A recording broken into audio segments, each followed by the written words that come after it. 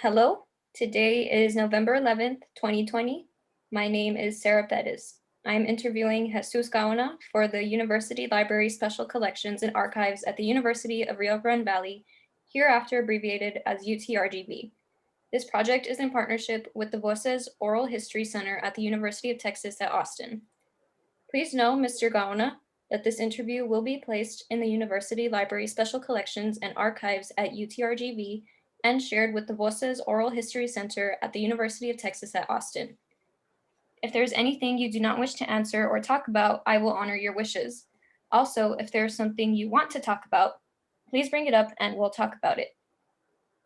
The University Library Special Collections and Archives will archive your interview along with any other photographs and other documentation you are willing to share. UTRGV University Library will retain copyright or non-exclusive right to the interview and any other materials you donate to Special Collections and Archives at UTRGV. Because we are conducting this interview in person, I need to record you consenting to make sure you agree with our interview procedures before we continue. So I'll ask you a series of 6 questions. Please say, yes, I agree, or no, I do not agree after each question. Do you give University Library Special Collections and Archives at UTRGV consent to archive your interview and your materials at the UTRGV University Library? Yes, I agree. Do you grant UTRGV University Library Special Collections and Archives right, title, and interest in copyright over the interview and any materials you provide? Yes, I agree. Do you agree to allow UTRGV University Library Special Collections and Archives to post this interview on the internet where it may be viewed by people around the world? Yes, I agree. Do you grant the University Library Special Collections and Archives consent to share your Zoom interview with the Voces Oral History Center at the University of Texas at Austin for inclusion in the Voces of a Pandemic Oral History mini project, which will include posting the interview on the internet? Yes, I agree. As you recall, we previously filled out a pre-interview form. We use information from the pre-interview form to help in research. The entire form is kept in a secure Voces server at the University of Texas at Austin. Before Voces sends it to UTRGV, University Library Special Collections and Archives, we would have stripped out any contact information for yourself or family members, so that will not be part of your public file. Your public file will only be accessible at UTRGV, the University Library. The final 2 questions ask for your consent on what I just described.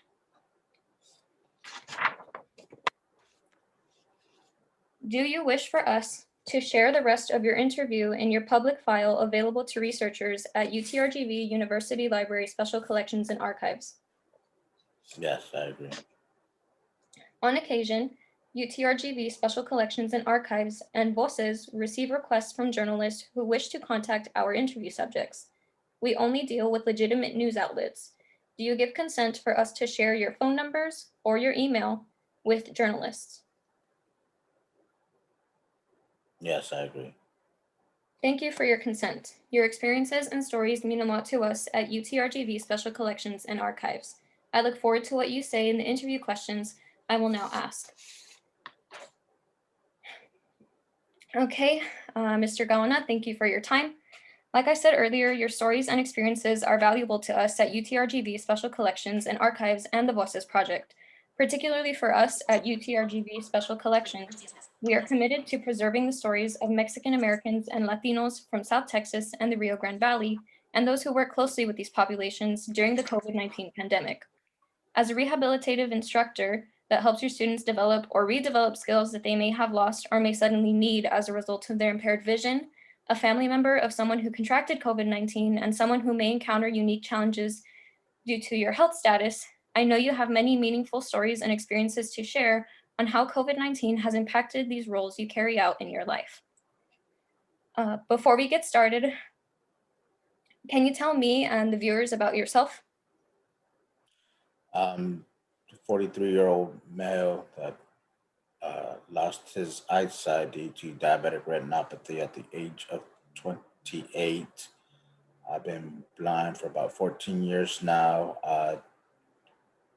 Went to South Texas College and got my bachelor's in applied technology, where I later applied at the Texas Workforce Commission and got my first job as an older individual with blindness specialty in McAllen, Texas, and then uh, got hired at Austin, Texas, at the Criss Cole Rehabilitation Center as a adaptive skills instructor, and I am currently adaptive technology instructor at the same center, Criss Cole Rehabilitation Center.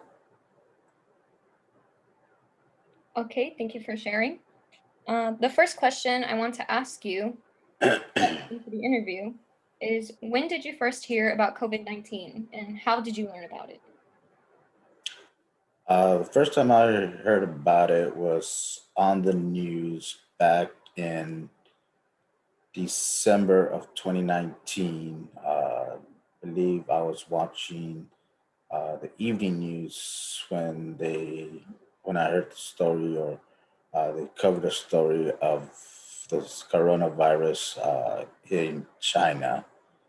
Um, yes, I believe that was December 2019. Okay, and what was your first reaction to the information about COVID-19? I was not too aware or too familiar with the virus. Honestly, I did not really pay that much attention since it was in China. I just thought, it was a virus specific to the region, something like SARS or MARS. Never figured that it'd come to this point in time where it's a worldwide pandemic now. Okay, so from that, at what point did you realize this pandemic was a serious life-altering event? Or do you not Uh, think it's serious? oh no, I definitely believe it's a worldwide pandemic. I believe it started getting, or I started getting a little bit more concerned or more uh, aware of it. I should say, or conscious of it when the news was reporting that it had spread out to Europe and other countries. Yet still, I was still at that point that I did not believe that it would make it to the United States at that time still. I think when it first reported the first case of the United States, and I think that's when the reality hit me that this was a very serious uh, issue or pandemic. And over the last few months, what news media, social media, or other sources do you rely on to keep you informed about the coronavirus? I usually watch ABC News or CBS News. I do not get any of my news through any of the social media platforms. And even at that, I try to limit myself to the news nowadays. It just gets makes me very anxious just to hear the numbers that are, the increasing numbers and the deaths that are attributed to this virus. Mhm. And so, can you share with me what you understand about COVID-19 as an infectious disease? And can you share with me what you don't understand about this coronavirus?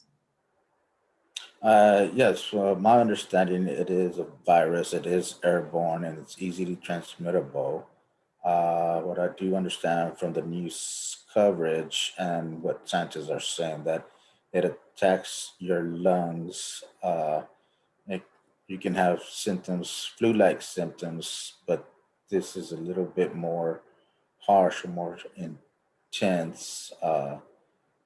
I'm not too sure exactly what the side effects are. Just by what I hear from the news, I'm not aware of anyone uh, close to me or in my social group that's been affected Mhm. with the virus. I do know that my older sister was infected. However, I'm not too sure how it affected her physically. I just understand that she was coughing and had a hard time breathing. Other than that, I'm not too aware of exactly what the virus does. Just what I hear on the news and what is reported is about the only understanding that I have of it right now. Mhm. Okay. And because of misunderstanding or lack of awareness about the virus, would you take the first COVID-19 vaccine available on the market? And why or why not? I am on the fence on that. Actually, I'm not too sure. I do have some underlying health issues myself, so I don't want to rush out and take the vaccine without knowing what side effects come with the vaccine. Um, it's I feel that the vaccine has been rushed, so I don't know Mhm. if it's as safe as it could be. That's one of my main concerns. But I do understand that a virus is needed, and it could prevent thousands of save thousands of lives. However, as for me, I am still a little hesitant to take the virus, not the virus, but the vaccine, due to the fact that I do have underlying health issues that may either impede the vaccine or have the vaccine have an adverse reaction uh, on me. So I'd like to have a little bit more tests done on the vaccine before I actually decide to take the vaccine. And by that I mean I guess I want to see maybe later down the road how the vaccine, if there's any long-term effects of the vaccine before I decide to take Okay. And I'm it. heard recently there was a trial vaccine that came out, I believe a few months ago. I'm not too certain. Have you thought of maybe keeping up with that to maybe track how people have been reacting, what kind of people have been reacting, maybe people with the same underlying health conditions or the elderly, more at risk demographics to see how it's affected them? I have not, like I said, the only news I really get is what is reported on ABC or CBS. I have not come across any reports detailing the outcome of uh, these vaccines. Just that the latest one I've heard is about 90% effective, but like I said, it's very early, in the vaccine stage right now to see what are the long-term effects of the vaccine. I think that's one of the main reasons I'm kind of hesitant on signing up or getting in line to take this vaccine. I like to have a little bit more information before I do decide to take it. Okay, thank you for sharing. Our final question for this section is, does your family hold the same beliefs as you about COVID-19, or are there some members who take it more seriously or more lightly? I believe that my immediate family, does take it very seriously. I can only speak for myself. I know when talk to my mom's back in Edinburgh, Texas. When talk to her, she does tell me that she does not travel, does not go outside, only for essential necessities as groceries or pay her bills. Other than that, she's shelters in home, uh, and as far as I know, so does my younger sister. Other than that, the other my other family members, I'm not too aware if they take any safety precautions or any social distancing, or if they wear any face masks. But as for me, I am, I do know that I do myself, and I believe my mom and my other close relatives due to that I'm in contact with on a daily basis. Okay, thank you for sharing. For our following questions, I would like to talk about how the COVID-19 pandemic has affected your personal life, particularly because you are originally from the Rio Grande Valley and only relatively recently moved to Austin, and you have visited your hometown since the onset of the pandemic and can compare your experiences from one city and another. Yes. So my personal life has definitely been affected by this virus. As stated before, I am a vocational rehab teacher for the blind. So my job entails me to be more hands on with students. Ever since this virus came about, the center I work at was shut down back in March, and we've been remote teaching since March, which is not quite the same as in person teaching. Uh, it just makes my job much more difficult Mhm. to teach through, do virtual teaching, and especially for me as a blind instructor, it's very hard for me to try and convey the concepts of what I'm trying to teach through the virtual teaching platform. Also, like I said, it's more hands-on. So as a blind instructor, I need to put my hands, do what's called a hand over a hand, to see if they have the proper posture or the proper techniques with the hand. And now with this virus, that is something that the agency is trying to work around and see what we can do to get back to to teaching more in person.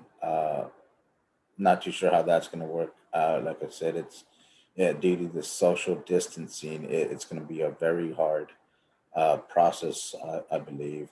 But on the personal level, you know, being from the Rio Grande Valley, up here, I do stay at home. I do go out also just for necessities, groceries, doctor's appointment, things like that. But traveling home has been a big, uh, well, not issue, but a big, how can I put it? Oh, what's the word I'm looking for? Inconvenience for me.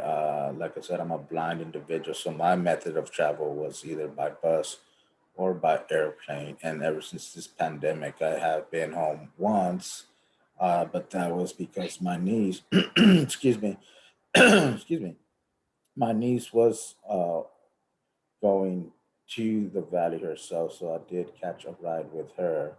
If it wasn't for her, then I may not have visited back home. I've always tried to go home for two occasions: my mom's birthday and, of course, Thanksgiving. And this year, due to the virus, I was unable to make it down home in April, and I highly doubted that I'll be able to go down for Thanksgiving this year. It's just, the virus just made it, just kind of closed down a lot of options, not only for me as a blind person, but just basically the blind community has been affected by this virus quite a bit. For instance, there are restaurants that, you can only go and pick up, but you can't, as a blind individual, I'm not, I can't drive to the location. So it's very hard uh, to kind of have that option to to do or have the same options as the other community members do. However, there are some workarounds around that. We have a lot of delivery apps that kind of help us out in our personal lives, but it's still be nice to have that option where we can go in ourselves and pick up the food that we want for ourselves instead of relying on other individuals. Um, I'm so yeah, uh Gaona. I do have a few questions for you pertaining more specifically to your personal life, and slowly we will get into the questions regarding your place of work and your thoughts on those, your feelings about that. Um, so we will begin with the personal life questions. Thank you for sharing. You did touch on some things that I want to discuss. As you mentioned, you visited the RGV in June for a small graduation celebration. Um, Yes. During that visit, did you notice a difference in safety precautions and the response of the local government between Edinburgh and Austin? I think in June, I believe, if I remember correctly, the state was under a shelter in place statewide. So it, I honestly did not notice a difference. Here in Austin, we were all sheltering in place. And when I went back home, I was only there for a day. So I did not have that chance to see the safety precautions that the valley was taking. But I assume it was the same precautions as Austin, since it was a statewide policy or mandate to kind of shelter in place. Excuse me. The only thing that I did notice in the valley that there was not as many people out and about as as usual. Uh, but other than that, no, I did not really notice any difference between Austin and the Valley.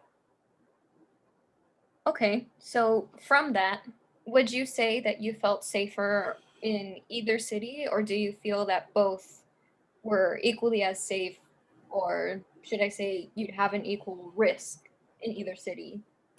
I honestly believe, and it's hard for me to kind of compare the cities since I've only visited the valley, like I said, for about a day. So it's kind of hard to say they're following safety precautions. I know here in Austin, it just varies. There's a lot of people that believe so, that do the social distancing or the mask, but there's also as many people that do not follow these safety precautions and still kind of gather in large groups, travel without masks.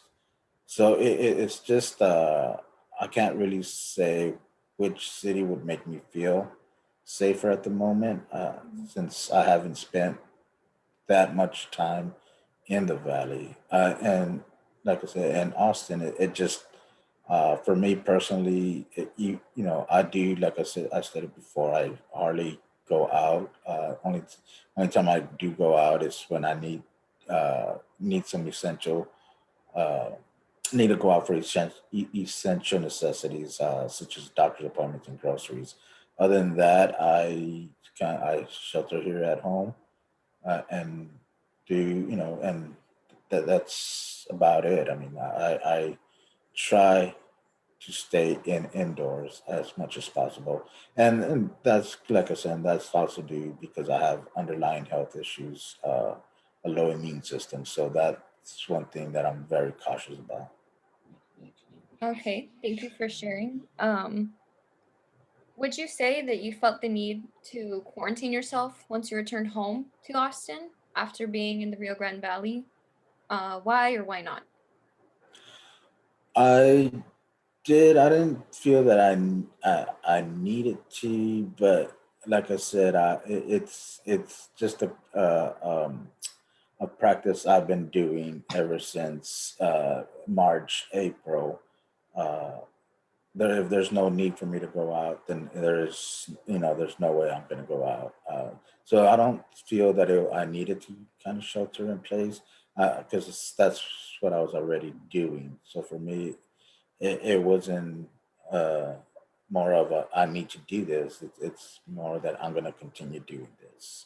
I would still kind of shelter in place, even though I didn't travel to the valley back in June. It's just something that I do, and I've been doing since March. Okay, so based on that information and the way you personally feel, if the accommodations could be made and finances weren't a concern, would you prefer to stay in the RGV or remain in Austin until the pandemic subsides? And why would you prefer to stay in whichever city you prefer? Uh, right now, I would have to say Austin. And the reason is because of my employment. We're still pretty active uh, working with our customers, and there are times that equipment needs to be delivered to me. So it's much easier for the equipment to be dropped off here at my household than it would be getting shipped to the valley. So right now, I'd honestly have to say Austin would be the best place for me right now, just due to my employment and what's required of me for my job duties and keep and continue performing my job duties. Okay, thank you for sharing. Um, how has you mentioned that you rely or partially rely on delivery apps and you do go out to grocery stores, you carry out essential business. Um, how has this sort of shopping, taking care of essentials, or your attitude towards these things changed since the onset of the pandemic, if at all? Well, it's definitely changed. I know before this pandemic, I would go grocery shopping and I would have that option to go and choose my own groceries, my own produce, go down the aisles with a shopper assistant, tell them exactly what I was looking for. Now, when I do go, it's I have to go and I have to hand over a shopping list, and they'll go do the shopping for me, and then bring back the items for me. Which again, it's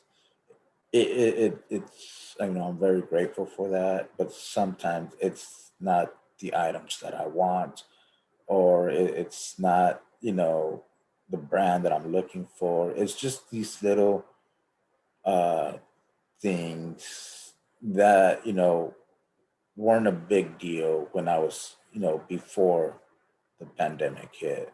Now it's like, well, this is not the dish soap I was looking for, or my these tomatoes are too soft, or that they're not ripe. It's just things like that that I feel got taken away as a blind individual. During this pandemic, because a sighted person can still go in with a mask on and still have that option to choose their own produce, to choose their own meats, get the brands, look for the brands they want.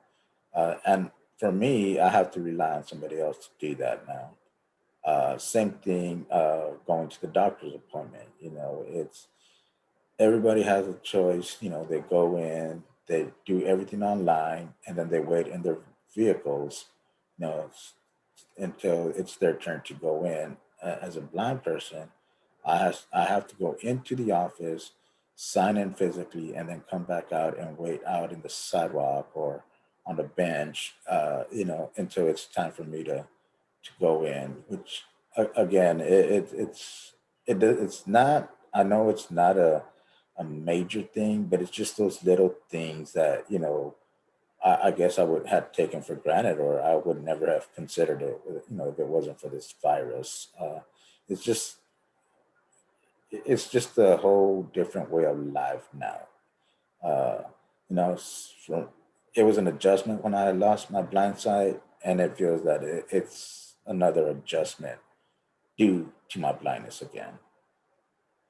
And do you feel that these companies, such as the grocery stores, doctor's office, anything that you frequent, could do more to accommodate you? And if you could, would you speak to these people to recommend these accommodations for, this demographic that they're essentially ignoring? No, well, I don't say ignoring, right? It's just And like I said, I completely understand, right? It's the social distancing, it's being safe, and I get it. No, I don't think that there's anything else they can do. They are trying to accommodate, my situation as best as they can. uh, and I completely understand, and I, get why they're doing it. It's just something that, as a blind individual, just feels that that choice or that option was taken away from me. And it's not because of the company, right? It's not because of the grocery store or Mm. the doctor's office. I think it's more of this virus that just kind of changed the dynamic of everybody, and it affects some uh, some what population more than others. I don't think, honestly, I don't think there's anything else that a grocery store or doctor's office can do, can do than what they're doing right now. And I completely get it. It's more of a safety measure. And for me, it is, I call it like a little annoyance, but I'd rather have a little annoyance and be safe than be that individual that's that is basically I want my options, I want this, and run the risk of contracting the virus. So I don't think there's anything else that they can do better or improve. I think they're doing a great job. It's just it, the virus, like I said, it's just this virus just kind of changed the dynamics for everybody. Okay, that's interesting. Interesting to hear. Um, as you mentioned, you have to give a list to someone to shop for your groceries for you, or I'm not sure if you interact with, say, DoorDash delivery drivers, um, food delivery drivers, but as you mentioned, due to your health status and any personal concerns that you may have your interactions with these delivery persons or essential workers changed in any way? Yes. So, for instance, my grocery list, I do not hand over a hard copy. I have my grocery list on my phone. I will pull it up and they take a picture with their phone. And that's how they get my grocery list. That's for food deliveries. It's definitely changed. I prefer to get it, I basically opted in to knock at my door and leave it at my door. That way I don't, I have less interaction or minimal interaction with the food delivery person. Right. So once they knock, they put it at my doorstep. I'll just open it up, pick up the bag, take the food out, and quickly get, you know, uh, trash the bag and wash my hands. It's just the safety measures that I take just to make sure, I get rid of that bag and then I completely wash my hands to make sure, just to wash anything that I might have contracted while that was on that bag. Um, it's yeah. I mean, before they would knock at the door and hand deliver it to me. Now it's totally different. Same thing with my grocery deliveries. I also I've been getting my groceries delivered more times, and just because of that, not having the option to choose myself at the grocery store. So if I don't have that option, then I just rather get my groceries delivered. It'll be the same thing. So it's the same thing with them. I'll just have them leave it at the door. Either knock on my door and let me know that the groceries are there, or send me a text message stating, that the groceries have been delivered. Then I'll just open my door and I'll bring in my groceries, my bags, whatever I may have delivered for me. Okay, so your primary concern seems to be just limiting your exposure to other people. Yes. Yes. And I think that's everybody's concern. I know when I do order food, you know, there's some statements on there that say if you do have to meet your delivery person. Be cautious and do wear a mask. And I also do that if I need to uh, meet with food delivery, especially if I have to sign a receipt or something. Then yes, that's my main concern. But it's more of a safety precaution, so I will wear my mask, and I do have my own pen that I'll use. Okay, thank you for sharing. As you mentioned, you did travel to the RGV with your niece in the summer, and to my understanding, she will often take you to the grocery store, wherever it is you need to go, so that you no longer have to rely on public transportation or walking yourself during the middle of the pandemic. It's also to my understanding that she is employed, and I believe her husband is employed. And how does this affect the way you interact with her if she does happen to maybe take you to a grocery store, wherever you need to go, if it affects it at all? I mean, it's still the same thing, right? Safety is always going to be my main concern, my main issue, right? So it when she does take me, it's face mask, hand sanitizer all the time, and once I get back, same thing. If it's the groceries, put on my groceries, get rid of, throw the bags away and wash my hands, sanitize, my table, the door handles. Just it's safety. I mean, my main concern right now is safety. Even before the pandemic, um, I, it's it's just something that I guess it's just something I would do. Right? I mean, I wasn't to the extreme where I'd wash my hands right after putting on my groceries, but it's just I don't know. I've always felt that I don't. It was more of for my safety, just kind of always wash your hands after you know after you after touching something. It, it's oh I guess more just healthy, just trying to be more like cleanliness, or trying to be less, how can I put it, oh I can't, um just less exposure to any viruses or bacteria. And again, it has to do with my low immune system, my underlying health conditions. It's just the pandemic kind of brought that more to the forefront now than it has been before. I see. So your niece's employment and her husband's employment and the uncertainty of what degree of exposure to other people they're receiving doesn't hinder or maybe affect the way you interact with her at all, would you say? It does, in a way. uh, it's just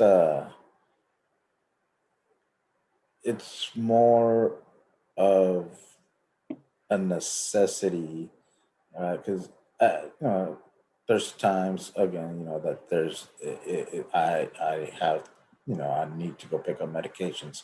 I need to do this, so my only options are my knees. But I do, we do have that conversation. I've had that conversation with her, like, if you're going to be going out or you're going to be doing this, that that's on you, but you need to let me know. I need to know if if you're not, that you're not out there, just going out, going to restaurants, just doing. I need to know that you're taking some safety precautions. And if you're not, then I need to know, that way I can take my own safety precautions, and maybe stop getting some visits, or asking you for assistance, or you assisting me until this pandemic is over. Okay.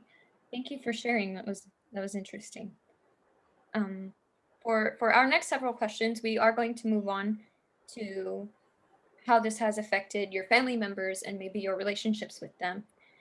Um, and your concerns for them and connections with them, as a majority of them are experiencing the pandemic in Hidalgo County, as you have mentioned, where the coronavirus case numbers have fluctuated and the area was overwhelmed with cases and deaths in the summer. So, our first question, does the distance between yourself and your family affect your safety concerns for either yourself and those close to you during the pandemic in any way? Oh yes, most definitely. It's it's hard to see or to determine how they're doing over the phone, right? So it, my concern's always there. It's are they being safe? Are they being safe enough? Is everybody okay?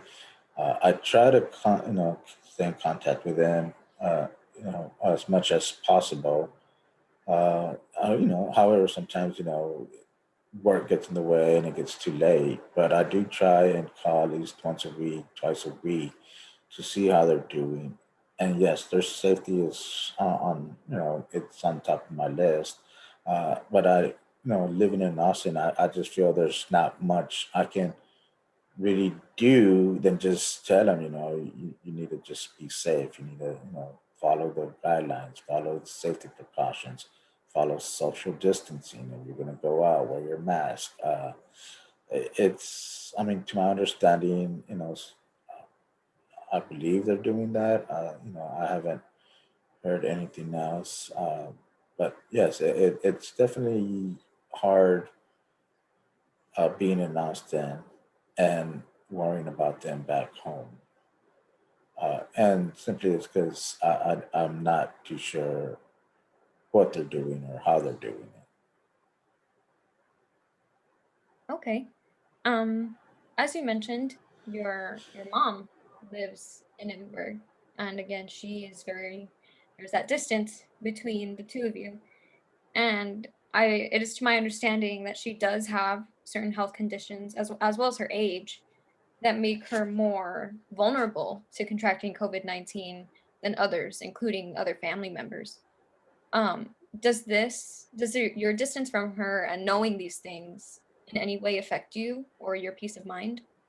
Yes, it does. And I've every time I talk to her, I always ask her, like, are you taking the precautions, right? Because I know she watches her grandkids, but I also tell her you need to be careful.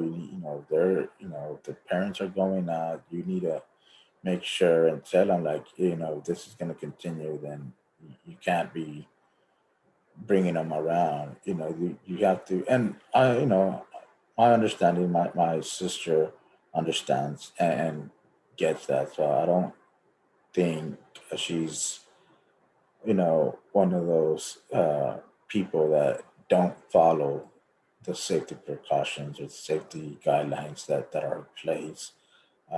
But yes, it's very concerning for me to, you know, uh, have her babysitting uh, and somebody not taking the safety precautions that they need to, basically exposing her to COVID. But like I said, it's my understanding that all safety precautions are being followed. So from that, would you say that you do have confidence in the family members that are around her to ensure that they are doing their best to Yes, protect her? yes, Okay. And as we mentioned, your sister contracted COVID-19, your older sister, and this was most likely from her place of work at a mental health rehabilitation center here in Edinburgh, Texas. And your other sister, younger sister, works in the same building for the same company. And both of these women, as you mentioned, are or were often around your mom. And how did the knowledge that the workplace of your sisters had infected employees, including your own sister, affect your concern for your mom, if at all?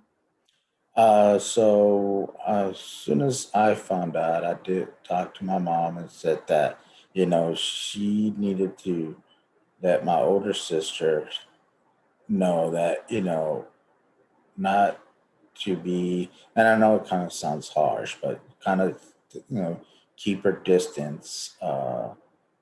And anybody she's been in contact with, even grandchildren.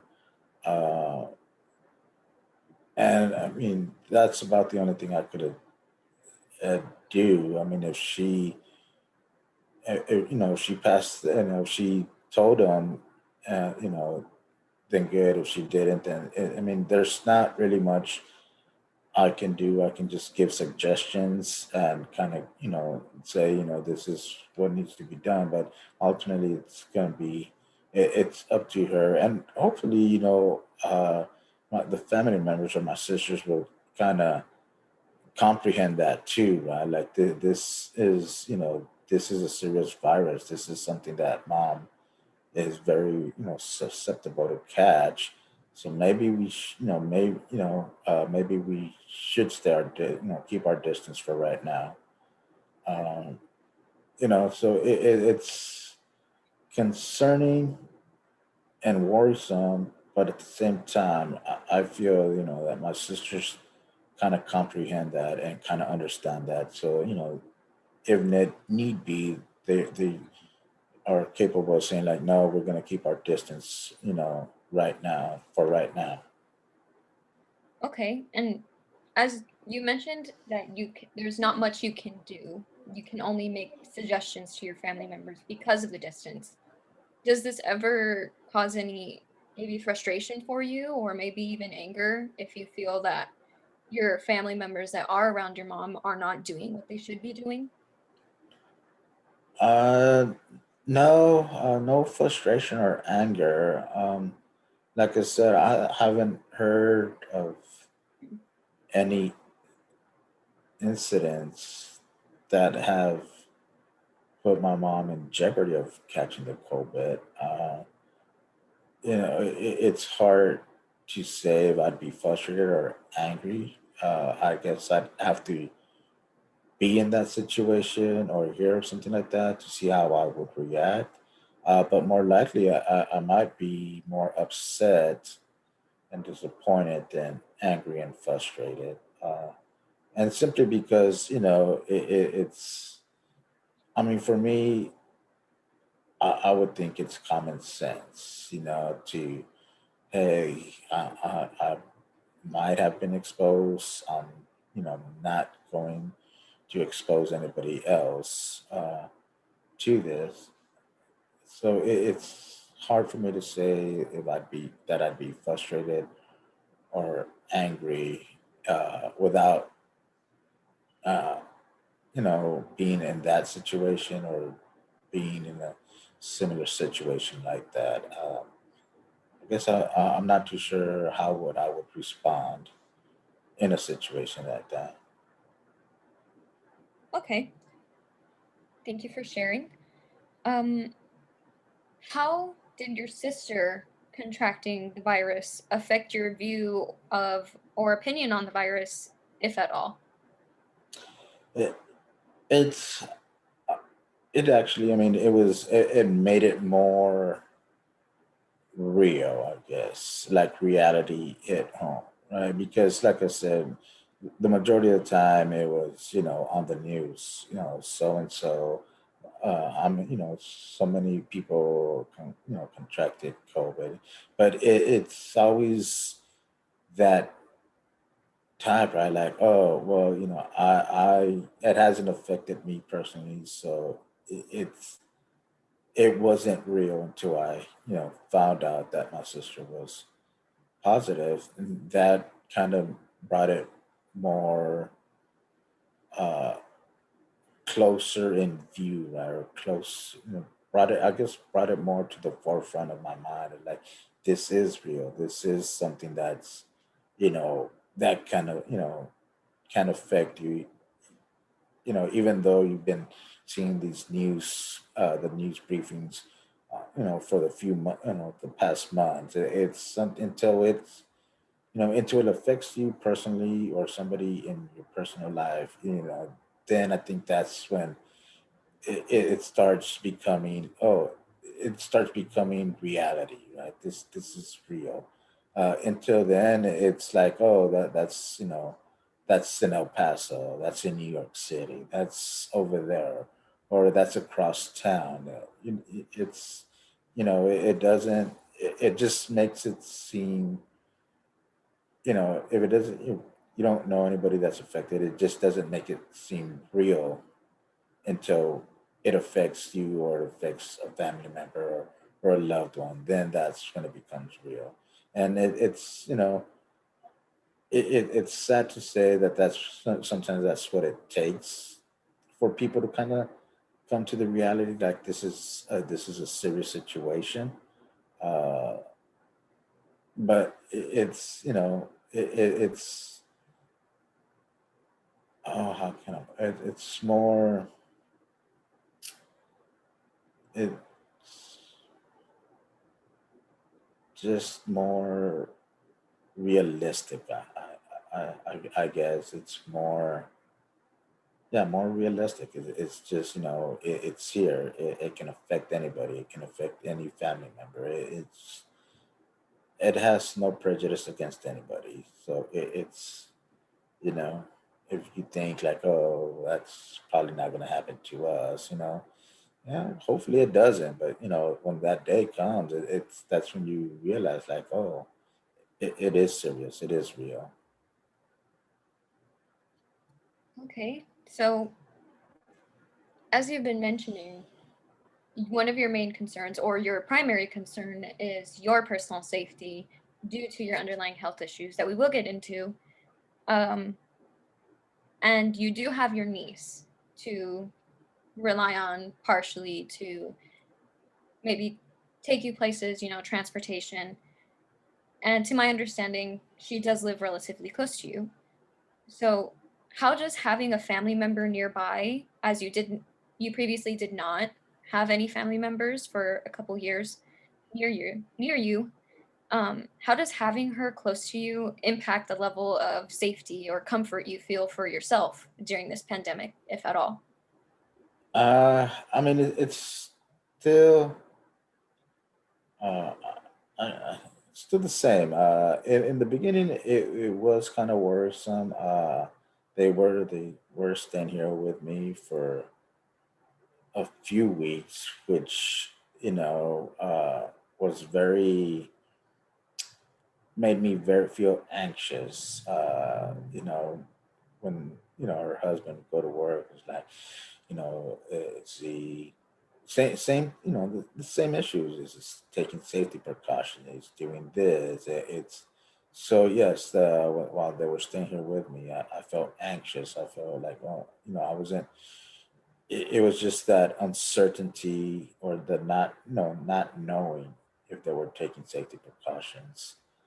Uh, but it was my understanding that the company he worked with, what did take, was following a lot of safety precautions, a lot of safety guidelines, uh, and it's just that,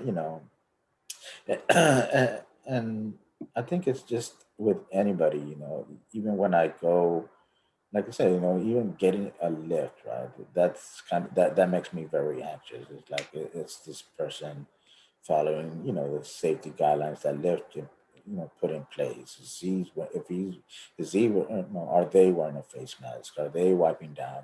It's just, and I don't think, it's just, uh, it's just like that with everybody for me. I mean, my niece, yes, and I think she comprehends that I do have some underlying health issues, and I'm more susceptible to getting the virus. So I'd like to think that she's um, uh, considerate of that. Kind of limiting her exposure, which therefore kind of limits me in my exposure. Um, like I said, it was a couple, it was a couple of weeks, a few weeks that I was pretty anxious there, but everything kind of worked out. It was the same thing. I mean, wash hands. Kind of wash. Excuse me. Hand sanitizer all the time. Things like that. It was just things that we had to, that we did while they were staying here with me. Okay, thank you for sharing. Um, Next, I'd like to focus on your experience as an educator, as you mentioned, who is now having to teach from home and the challenges or issues you've encountered during your current work-related circumstances. So, to begin, how has your work schedule and situation changed during the pandemic, if at all? So it's definitely changed. Before the pandemic, it was an 8 to 5 job in a building, right in an office. Now it's still 8 to 5 job at home. However, the schedule kind of fluctuates now since we work with uh, blind adults. Trying to get them job ready or retention. Uh, it's like this pandemic just affected everybody, right? So my employment, it's a living dorm, so that is one reason that they closed it down due to the pandemic. So our customers had to go back home, back to their reality, their life, right? So most of them have children. Most of them have family members. So we had to accommodate their schedule as well and take into consideration, what was their home schedule look like. So now my schedule varies from week to week because we do a scheduling, weekly schedule to see to accommodate students. Maybe some students might have something coming up this following week that they won't be able to meet at a certain time. So my schedule, as uh, as of August, I believe August has fluctuated. Sometimes I work from 8 to 8 in the evening. Sometimes I work from 8 to 5. Sometimes I work from 8 to 3. And it's still the 40 hours during the week, right? So that's my weekly hours. I still meet those weekly hours. It just varies on the time of day. Sometimes I have class from 6 to 8 in the evening. Sometimes I have from 11 to 1.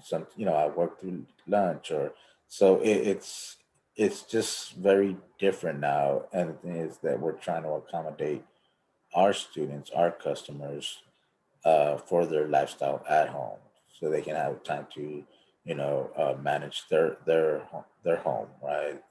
Manage, work with their kids or work with other family members that might rely on them, things like that. So it just varies. Our schedules just kind of varies from week to week.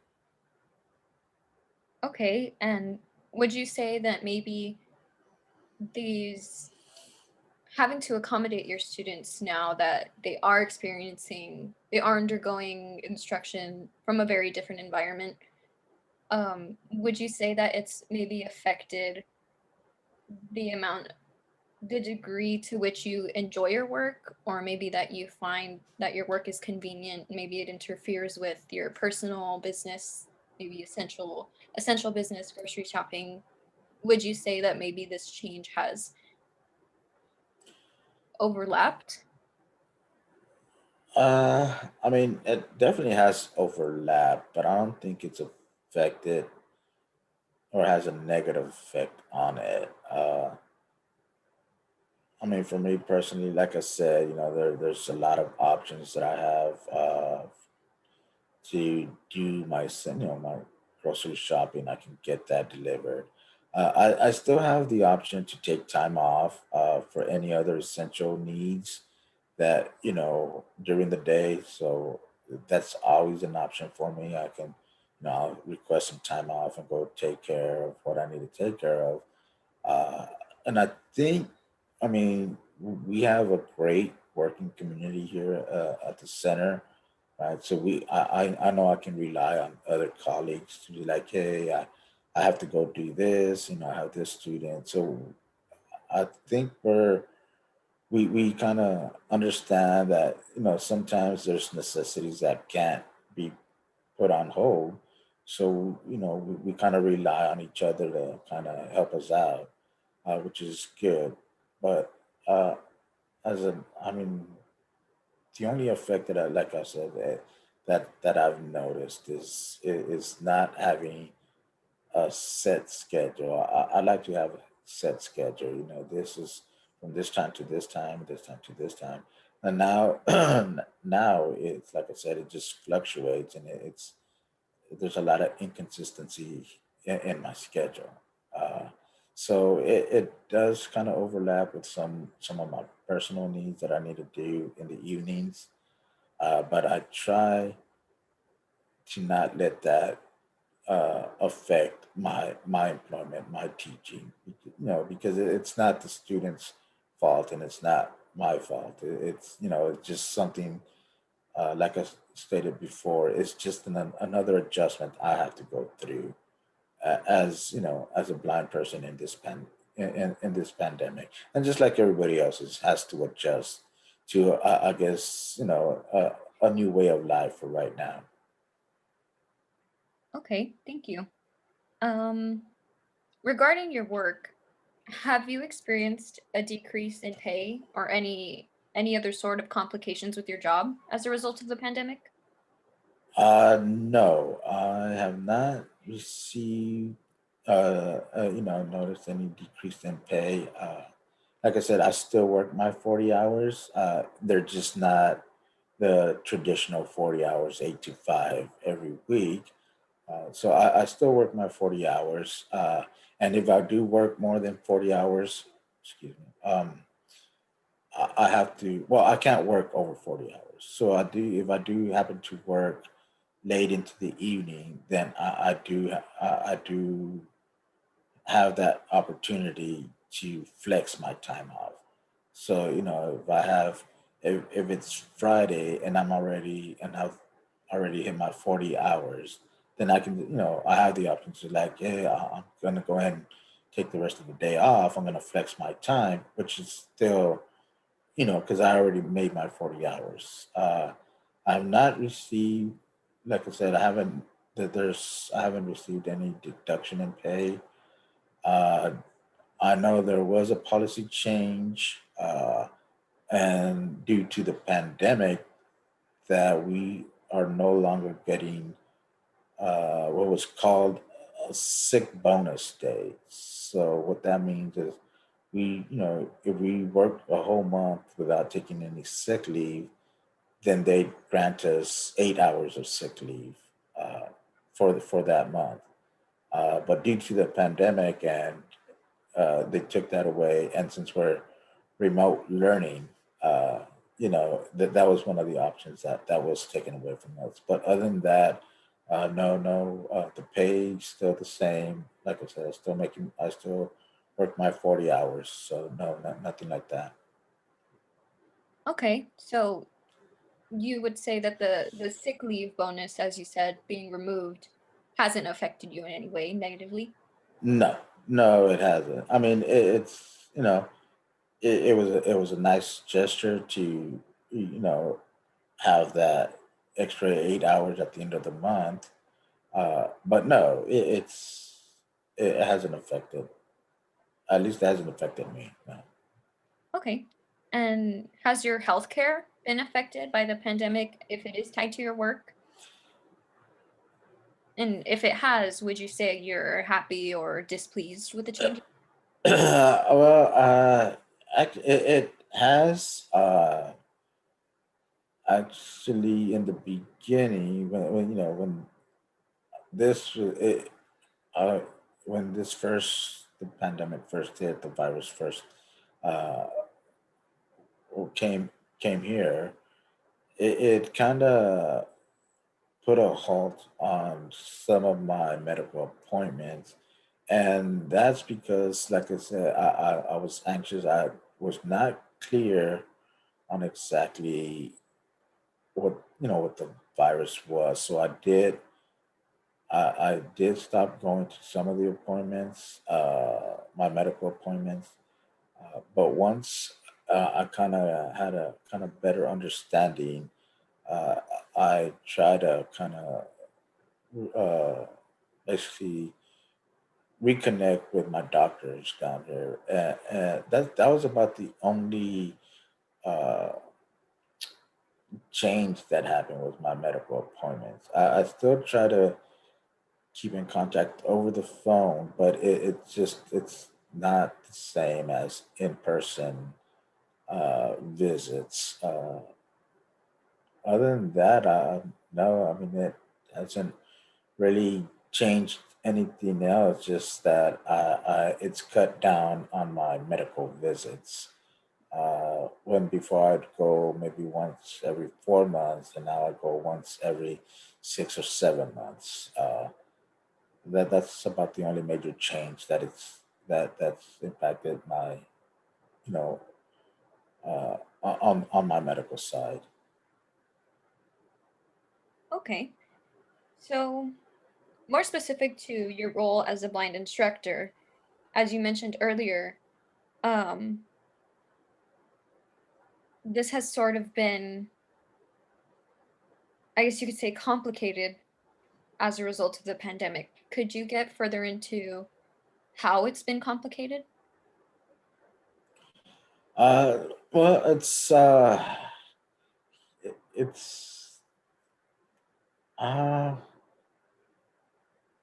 it's just not having that option of taking my main transportation for me here in Austin was the public transportation system. And which taking the bus. I would take the bus anywhere I needed to go, and that's definitely stopped. I haven't taken a bus since the beginning of March, right before this pandemic hit, and it's due to like I said, my main concern is I know I'm taking all the safety precautions, I'm following the safety guidelines, but you know I can't say that about everybody else in the city of Austin, right? So that's something that's made it more complicated for me, is just having that option to get on the bus and take that bus down to my appointments, or take that bus down to the grocery store. Um, it and I know it's not a I know it's probably affected a lot of people, but that's uh, like I said, not being able to drive is just puts it's a little bit more complicated on me. Uh, so now I have to rely, like I said, on Lyft, and which is again comes down to the safety issues. It's are they taking their safety? Are they following the right safety precautions? Are they wiping down the vehicle after every passenger? Are they wearing a face mask? Uh, and well, what makes it more complicated, due to uh, the pandemic, a lot of businesses are closed now. So I don't have that option uh, to go where as I did before. One of the, things that, and it might not be a big deal, but a couple of weeks ago, I was here. I was kind of getting hungry. It was kind of late. I was not in the mood to cook, but I mean, before the pandemic, I always had the option to walk out my door and walk half a block down, go to McDonald's and pick up a quick meal and come back and eat here. Now that option is taken away from me because McDonald's is not allowing, at least the McDonald's here, is not allowing indoor dining, but they do have the drive-through open. And for me, I can't walk up through a drive-through window, not unless I'm in a car, which doesn't, doesn't make.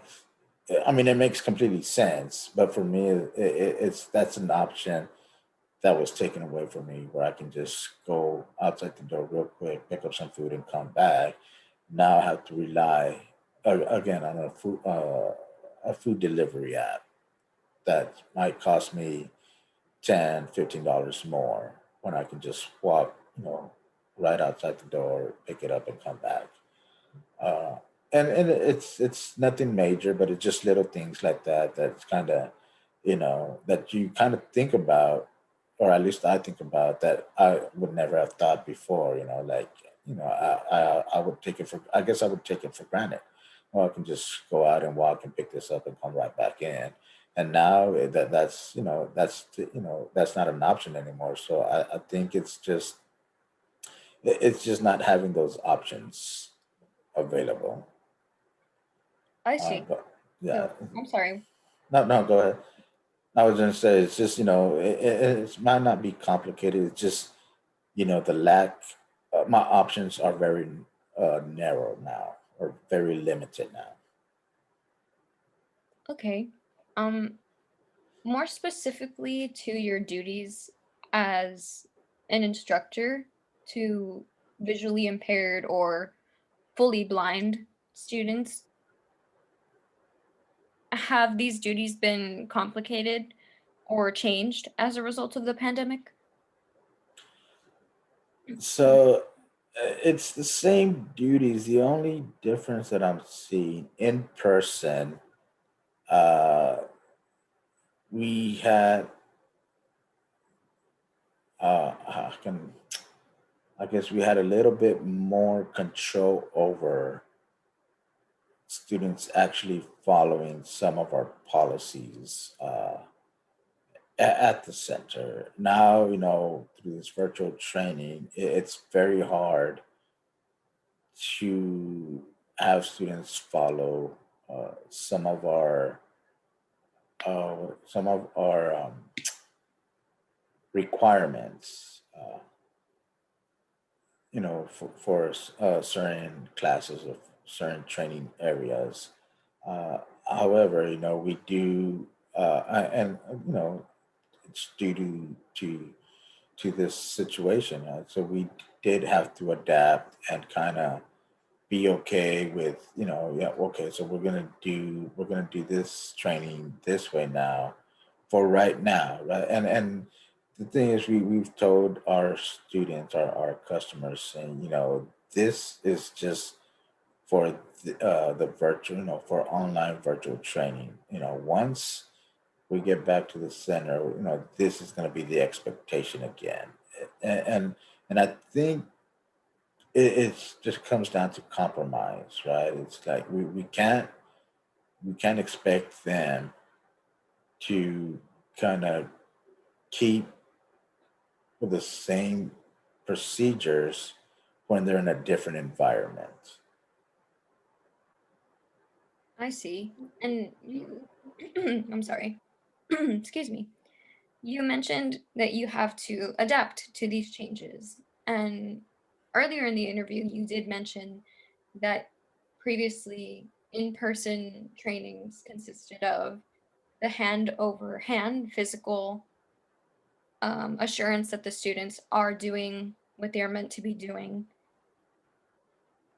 And what specific methods, if any, have you or your colleagues used to try to adapt to these changes in teaching in order to best provide lessons and help to the students, to the customers?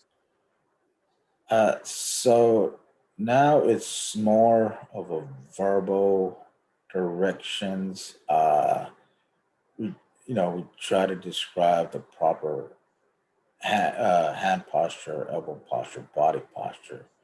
So we try to give it in details and in ways that the customer, the student, is going to comprehend. But still, it's still very hard, especially as a blind instructor. You know, I am not going to be able to see if their hand posture is correct, or their body posture is correct, or their hand placement is correct. Uh, you know, compared to if I was in the classroom. Right? If I was in the classroom, I can put my hands over their hands, see what they're doing, kind of correct them, physically correct them. Uh, Here, so now we just have to rely on verbal instructions and hopefully kind of, hope that they understand what we're trying to describe, or understand, or get the proper posture that they need to for the training. Uh, you know, other than that, it's very difficult. But it's just adjusting to what our options are right now, and I think we're doing the best we can. And and as of now, I think it's working. But you know, we're just gonna have to wait and see uh, if the training helped, and when they get back to the center, and see if they actually understood our verbal directions uh, over the virtual platform. And do you feel that your students are learning and retaining information as effectively through remote learning as they would be in a traditional classroom? So yes, and I mean, I say yes because I teach technology, so technology is a little bit much easier to see if they're comprehending the concepts we're teaching. And that is because I can hear them working over the virtual platform, and hear their screen reader, what they're doing, the key commands they're performing. Uh, so in that case, yes. Uh, in the technology, technology training, it is uh, easy, or much easier to tell if students are comprehending the concepts we're teaching. However, we have other training areas such as Braille.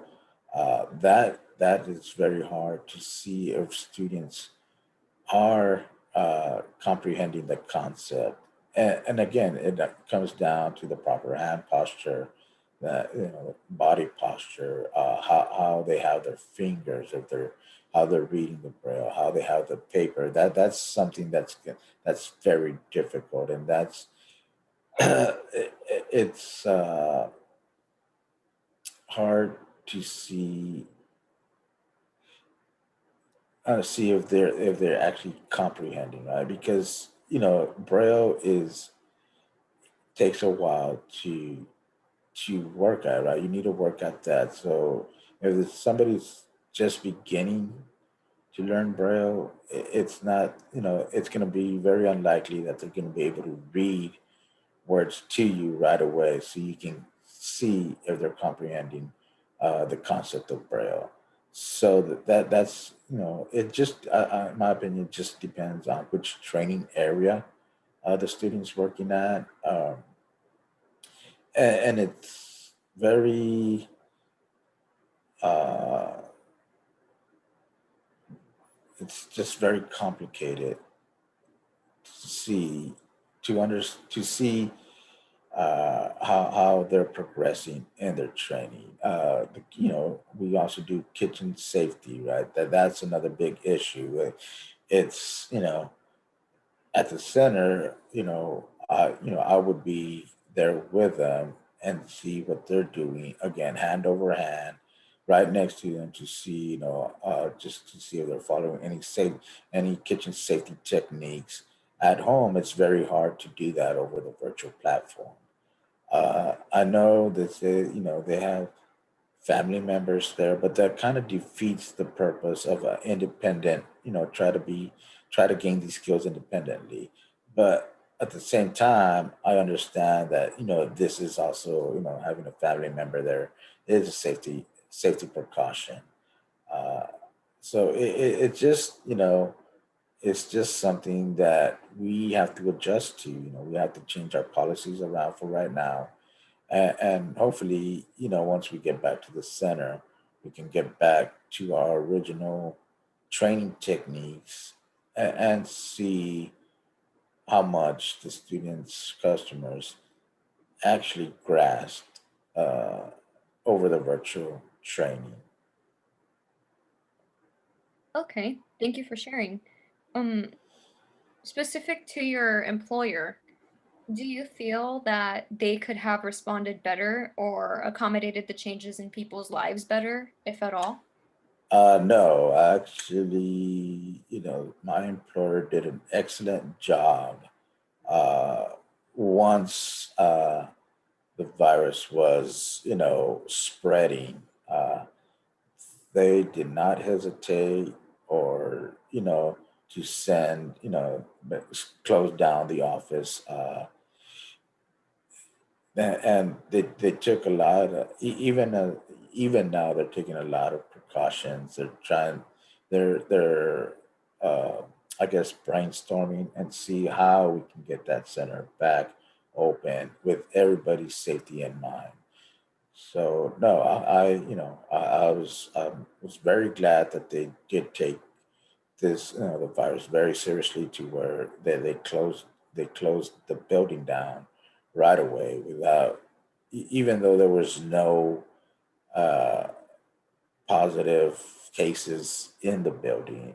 And that's, in the building where, on a daily basis there was maybe 178 people inside that building at during the day. So once they realized that this was going to be a serious issue, they did close the building down right away, and sent everybody home. Had us remote, basically remote, uh, what would you call it? Telework.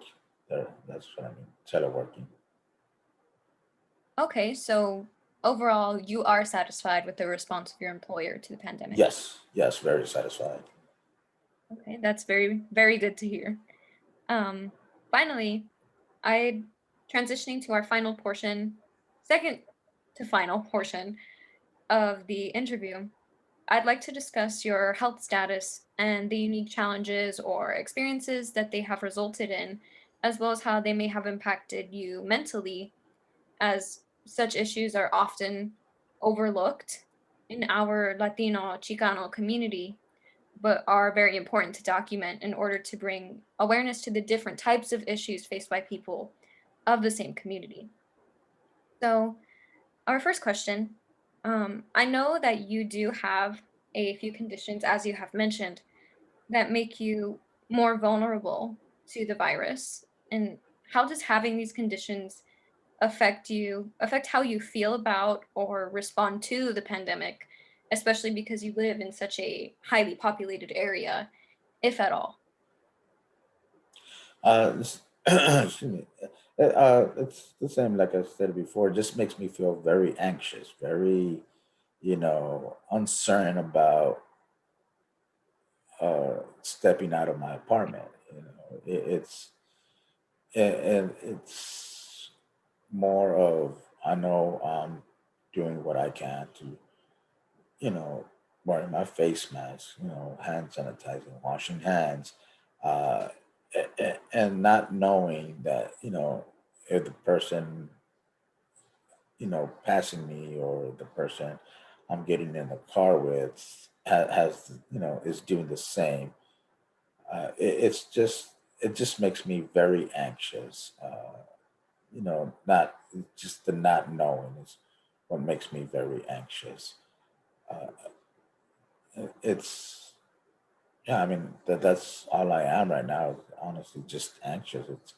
I try, like I said, I try not to leave the apartment, which I know it's not also good in itself. I know I have friends that tell me you need to, at least go for a walk, but it's like no, I'm not too comfortable right now. Maybe, you know, a few months ago I might have been a little bit more comfortable, but now with the situation, the cases rising cases here in Texas and across the United States. It just makes me more anxious to stay indoors or, to stay isolated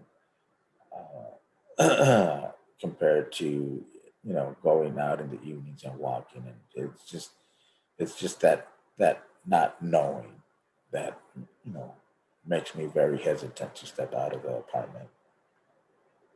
And this anxiety that you're describing, and combined with staying home all the time, as you mentioned, your friends tried to urge you to leave your apartment.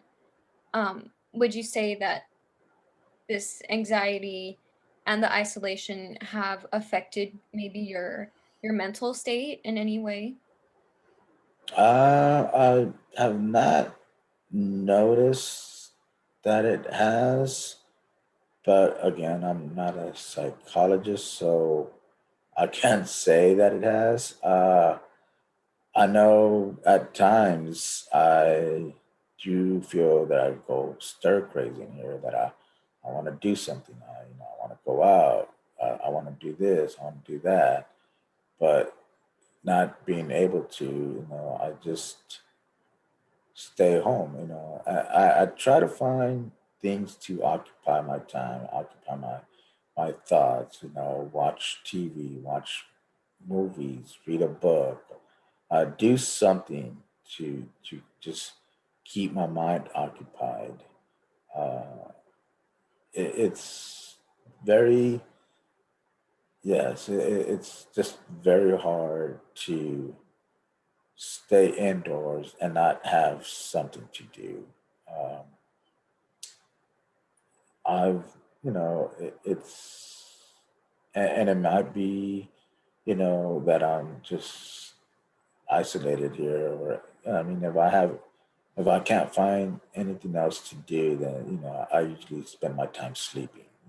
I'll go lay down for a while and then I'll get up and then it's kind of like a cycle. Turn the TV on, see what's on, read a book for a while, get on the computer, or go into the kitchen and cook. I just try to keep occupied. And I notice when I'm not occupied, I tend to sleep, and which kind of throws my sleeping schedule off. Then, because then, if I sleep during the day, then I'll be up very early in the morning, or be up late at night, and then the next day I'm dragging, or I'm kind of like just very withdrawn, very tired, very drained.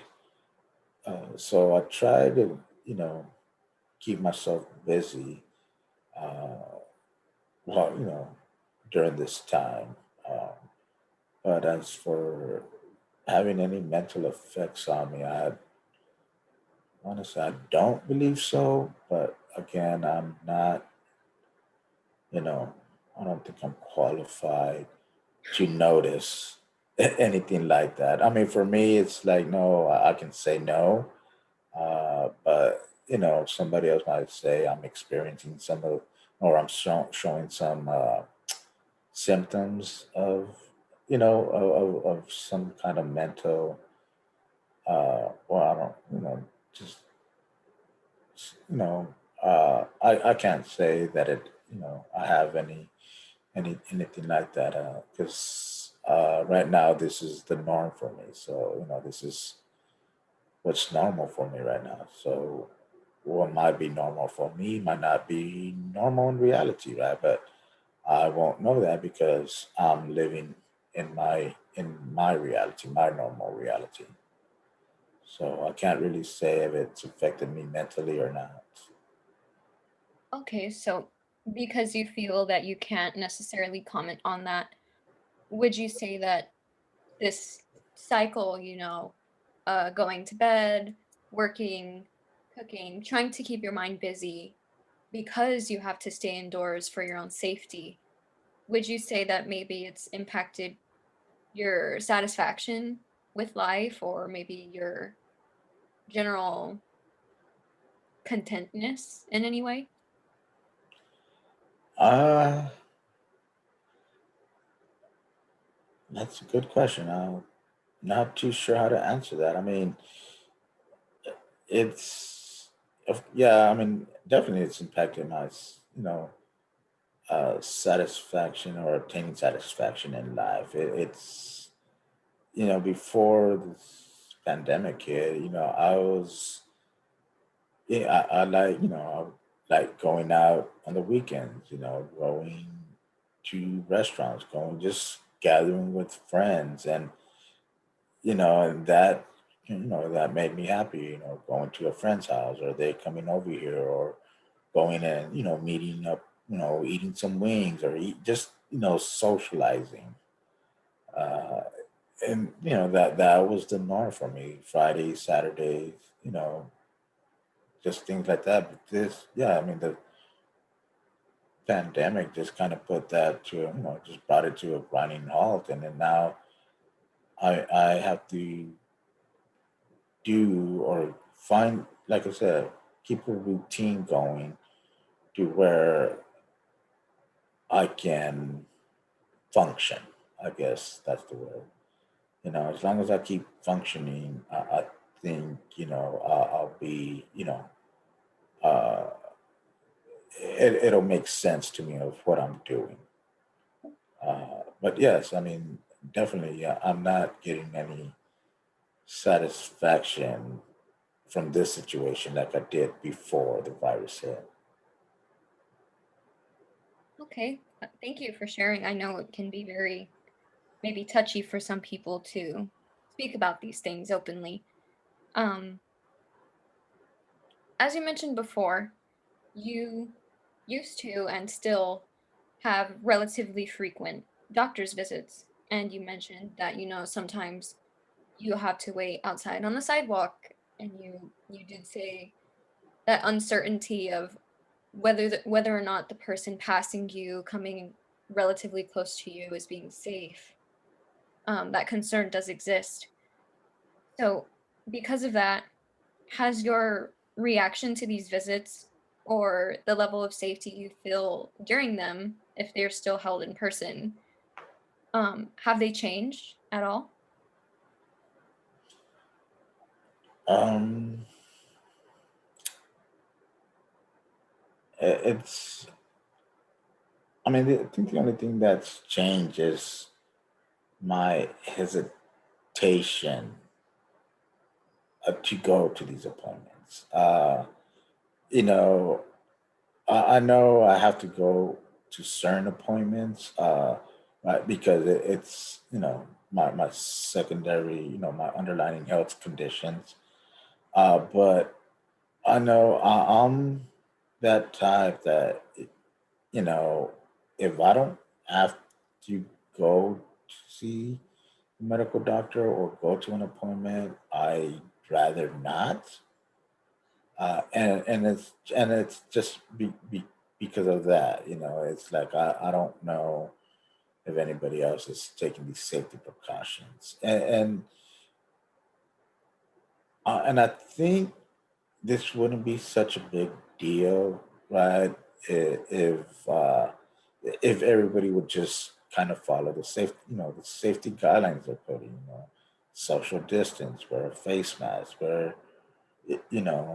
wash your hands, sanitize, don't gather in, big groups, don't, and if that was the case, if everybody was kind of following these safety guidelines or safety precautions, I think I might feel a little different. I might feel a little less anxious going out there to my appointments. And I mean, I know that's not going to happen, right? Because everybody has their own opinions, their own beliefs, and everybody's entitled to that, right? So that's what makes me very hesitant with my medical appointments, right? If I don't have to go, I'm going to choose not to go. However, I do have some appointments that are not an option. I have to go. There's no and but ifs about it. I have to go. So it's yeah, I mean, that's about the only thing that's changed for me. Before it's like, oh, I have this appointment, I might as well just go. Now it's like, well, do I really need to go or can it wait? And if it can wait, then I'll wait on that.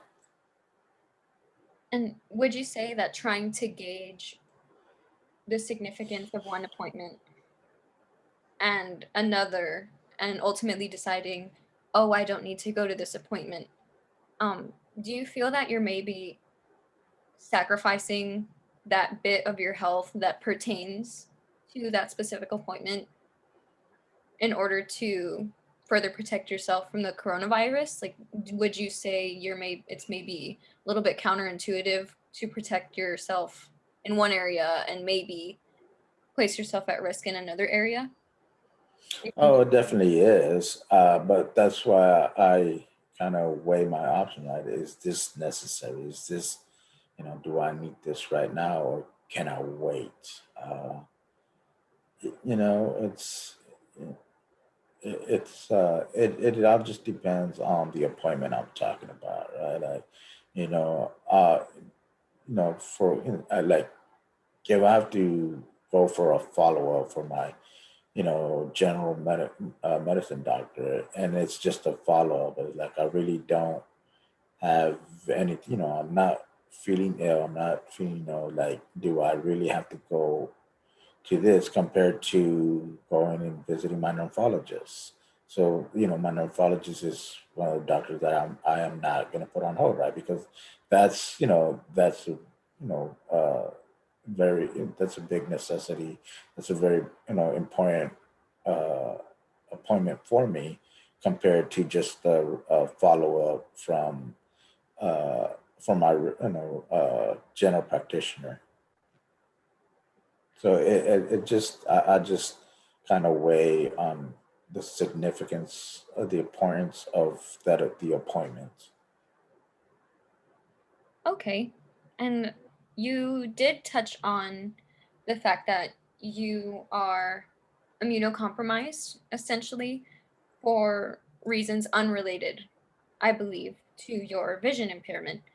Can you tell us a little bit about that and how having a weaker than average immune system has affected you or your response to the pandemic, if at all?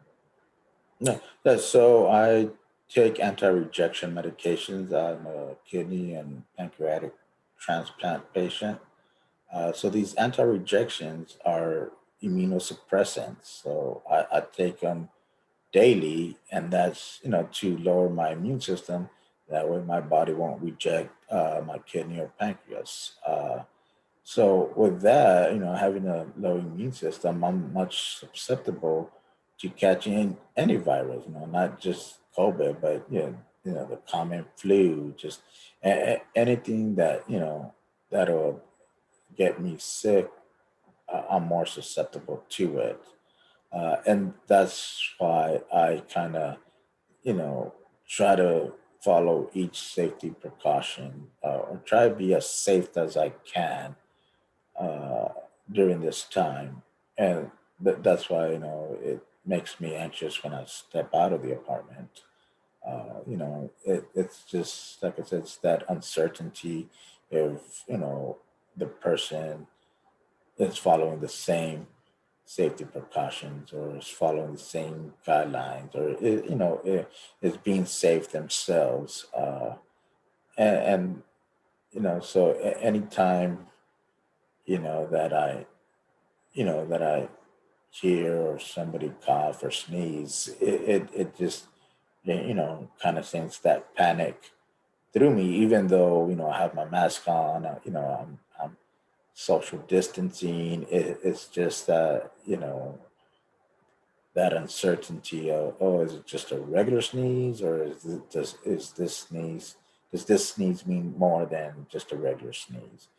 And I think I wasn't this I guess cautious before this virus, because I mean it's going to be clearly impossible to kind of I mean, not unless I live in a bubble. There is no way I'm gonna, that I'm gonna avoid all viruses or all colds or anything like that. But if I can do what I can to limit the risk of my exposure, then that's what I'm gonna do. And having this, my immune system low, it just brings it to a whole different level for me. Okay. Thank you for sharing. I'm sorry. Excuse me. Uh, as you mentioned, you are completely blind and have been for several years of your life. And despite this, it is to my understanding that you do not consider yourself disabled and you are very independent, so much so that you teach independence to other blind individuals. At any point during the pandemic, have you experienced any limitations or challenges that you may not have encountered before that made you feel as if you were truly disabled? I mean, the main, the main one is, like I said before, it's just the lack of transportation options that I have for me now. Like I said, I was, I would use the public transportation quite a bit. That was my method of getting around the city of Austin. And now, I mean, the public transportation's still there, but it's just that, again, that uncertainty. I don't know the people on there are taking the precautions. Uh, Other than that transportation, I've not noticed anything, else that's kind of impacted my life. That this pandemic has impacted my life. Just just as I mentioned, those little minor lack of options before. Not able to shop on my own or with a shopper assistant, not able to go to fast food restaurants through the drive-through. Just little minor things like that. But those are not significant enough to for me to say that make me feel like I'm disabled or anything like that. I honestly don't. I mean, that's it's just the lack of options that I have now during the pandemic than I had before the pandemic. And I think that's about the only major issue I have, right? It's just those, it's just being limited to certain options now and not having a variety of options like I did before. But other than that, I honestly don't feel that the pandemic has I guess, lack for better words, crippled my independence. Just, just like I said before, just the lack of options that I have now. Okay. Thank you for giving us that bit of insight. I know um, a lot of us may not consider that kind of thing. Um, Now we are going to transition to our final questions for the interview to draw this to a conclusion. First, are you satisfied with the local response to COVID-19 in Austin and Travis County? I am, like I said, there's only, the city can only do so much. I mean, honestly, it comes down to the citizens, the community to follow these guidelines and procedures. I mean, it's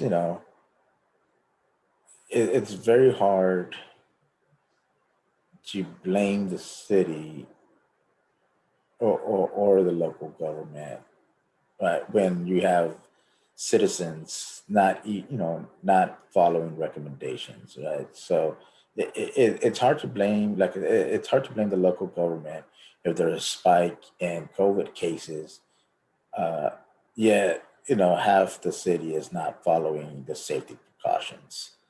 So I do feel that that this local government, the city, has taken steps and have put guidelines in place.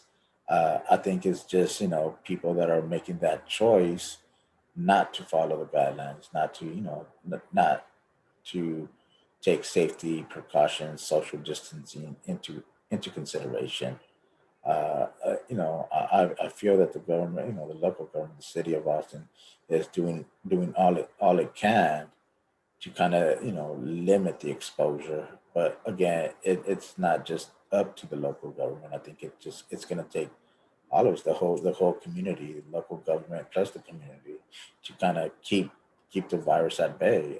And until that happens, I don't think that these cases are going to go down anytime soon. Okay, and to take it a step up from that, are you satisfied with the state response to COVID-19 led by Governor Abbott? That is, if I mean, I want to say yes and no. Like when we went down to a shelter-in-place mandate, closed down, the businesses, and it worked fine. I just was not in agreement when they decided to open up gyms or beauty salons. For me, it's like that's and maybe it's just my personal opinion, but I didn't find these businesses to be an essential business. Uh, you know, I mean, I understand that this might be a livelihood for some individuals, but I mean, it's just very hard to comprehend why, uh, a beauty salon would be given permission to open when, we're still in the middle of a pandemic. Uh, it, and even at the, like restaurants or bars now, I just can't comprehend why they would do that. But again, I also see from the other side, like, well, this is my livelihood. If I don't open up this business, then I'm basically, I'm on the verge of losing or closing this business. And I've seen it. Austin's lost a lot of great local restaurants. That been in the city of Austin for decades, and now due to the pandemic, they've closed the doors forever. So I kind of understand that, but again, it's just a very hard, you know, it's a very complicated question, right? Because I can see it from both sides. Uh, but for me, I mean, I guess I just kind of would rather protect human life uh, than economy for right now, I guess. Uh, but I mean, for if I'm satisfied with this stay, I was in the beginning. Now I'm too not too thrilled, I guess, with the way that they're with the way they're handling the pandemic now. Okay, and to go one step further than that, are you satisfied with the national response to COVID-19 led by President Trump and his administration? Well, no, and the reason is right. For some reason, I just feel that President Trump, never took it seriously. I don't think he comprehends the serious of this virus.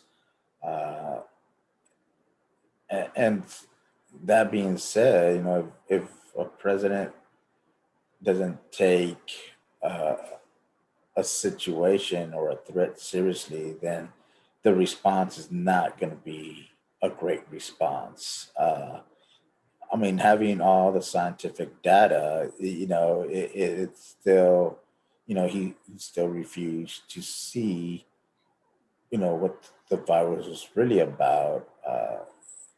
it's just I it I feel that even now he's still not taking it seriously. Still claiming that we're rounding the corner, which I'm not too sure which corner he's talking about.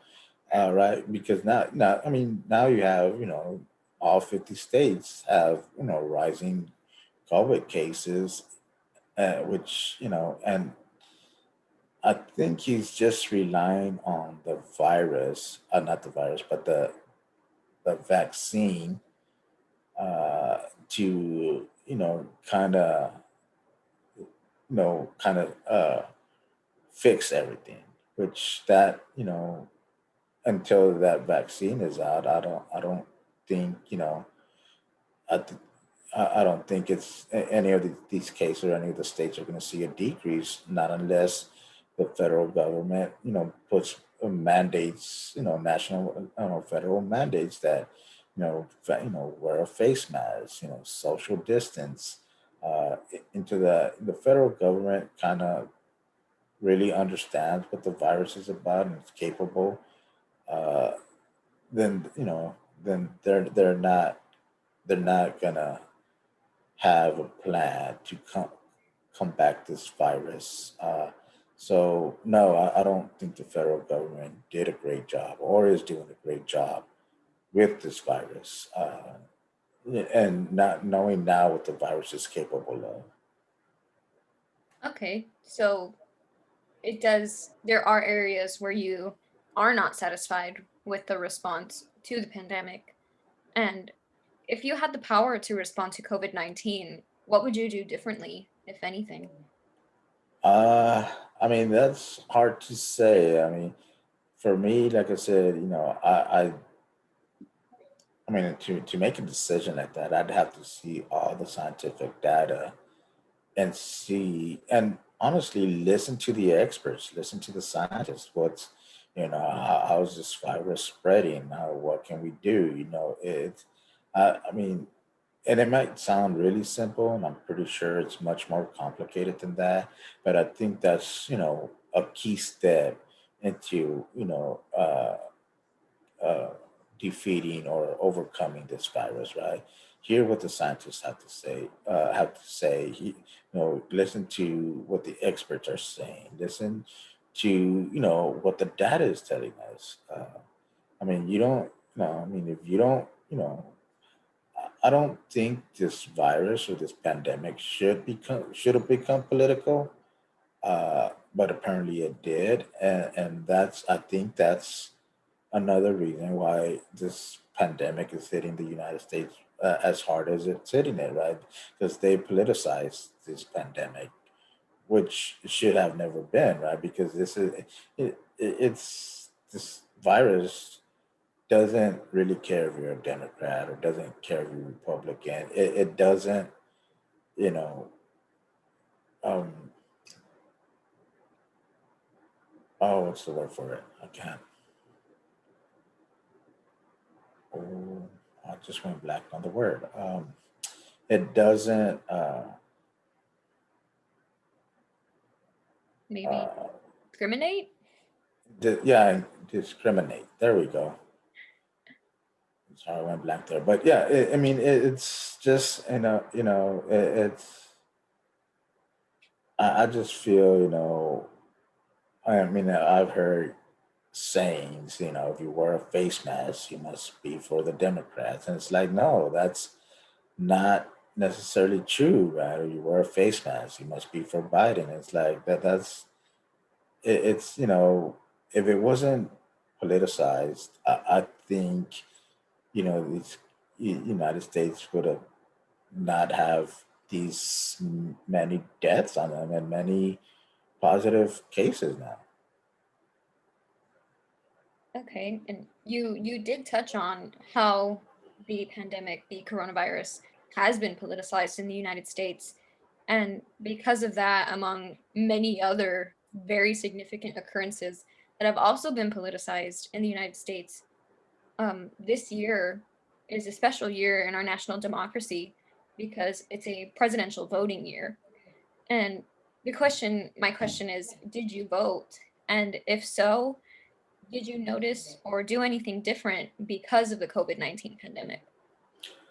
I did vote.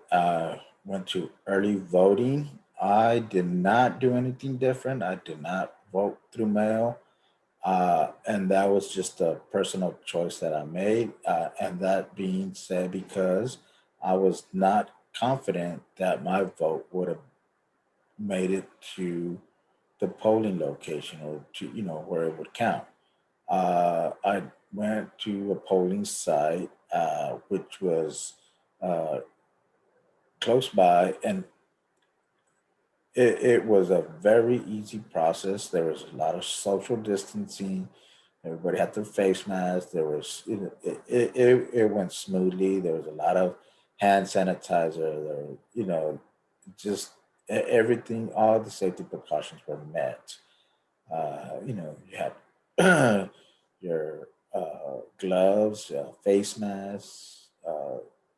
It's and as for me, I'm blind, right? So I had to use the accessible voting machine, and that was, very accessible. Wiped down with hand sanitizer. So they took really good uh, safety precautions at the polling place. That was the only difference that I saw. Other than that, everything else was the same for me. I always try to uh, early vote that way to avoid the lines. But that was the only difference that I saw was all the safety precautions that were in place at the polling station. Okay, thank you for giving us your insight on that, as it is very significant this year in particular. Um, Before we draw this interview to an end, is there anything else you would like to share with me about your experiences with COVID-19 that I have not asked about? No, I think you covered everything. I mean, it's just like I said, we just have to be mindful of other people, even though you're not taking this virus seriously. Just be mindful of, family members that might be vulnerable, friends that might be vulnerable to this virus. It's until we all start practicing safety, practicing safety precautions, taking some safety measures. I don't think this virus is going away anytime soon, and then we're just relying on the vaccine. I mean, the vaccine might be here next year, but by the time everybody, you know, can get the vaccine administered, I mean, how many more lives are going to have to be, lost to this virus? So, I mean, it's just, I want to say it's just common sense to kind of do what you can do to protect yourself, but not only yourself, others around you. It, but it's just it's just a very difficult time that we're living in right now, and just knowing, that you can prevent somebody being infected just by wearing a simple face mask, can can go a long way, can save lives. Okay, thank you very much for sharing your thoughts, opinions, your experiences with me today. Thank you for your time. As I said, your stories and experiences are valuable to us at UTRGV Special Collections and Archives and the Voces Project. Again, Mr. Gaona, thank you for your time today. Thank you for participating in this project with me. Thank you. Thank you. And hope you enjoy the rest of your day. Thank you. You too. Bye. All right.